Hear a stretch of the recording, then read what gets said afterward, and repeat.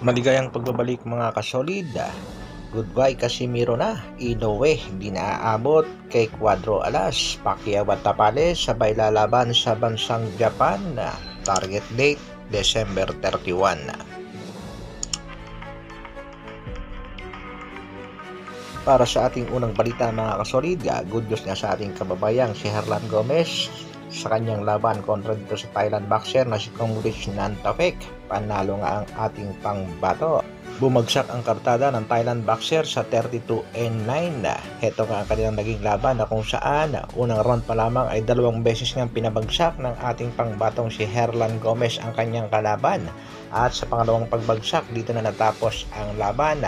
Panalo nga si Gomez via knockout, first round pa lamang. Samantala, pambansang kamao na si Manny Pacquiao, umuusok ang balita nga tuloy ang babana kontra dito kay Floyd Mayweather para sa rematch na gaganapin na posible daw ngayong December 31. Hintayin lang natin ang official announcement regarding sa bakbakang ito mga kasolid.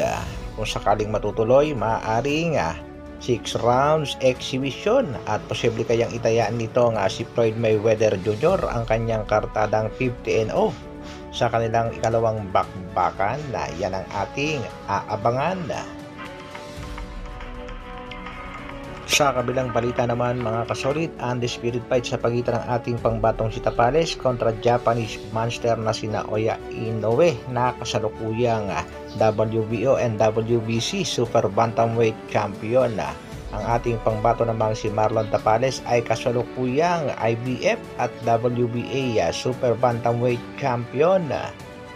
Planchado na nga daw ang bakbakan sa pagitan ng dalawa mga kasolid at hinihintay na lang natin ang official announcement na manggagaling mismo sa mga promoter Bob Arum, Mr. Hideyoki at syempre ang MP Presidents Mr. Sean Gibbons.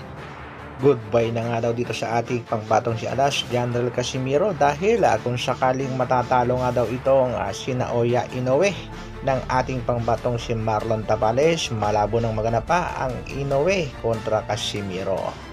Matatandaan natin, nagsabi nga itong si Tapales na sa kanilang laban ay i-upset nga daw itong tinaguriang Japanese monster at target talaga niya maging undisputed sa Super Bantamweight Division.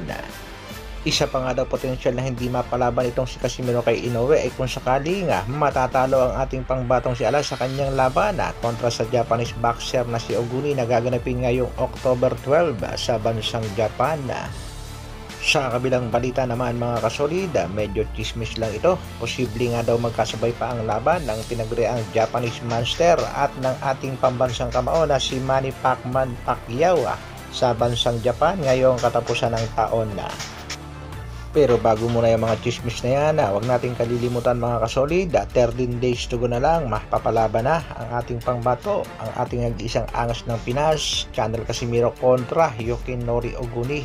Isang magandang laban nga ito sa ating pangbatong si Alas dahil kung mananalo, posible talagang makalaban na ang tinaguriang Japanese monster na Naoya Inoue.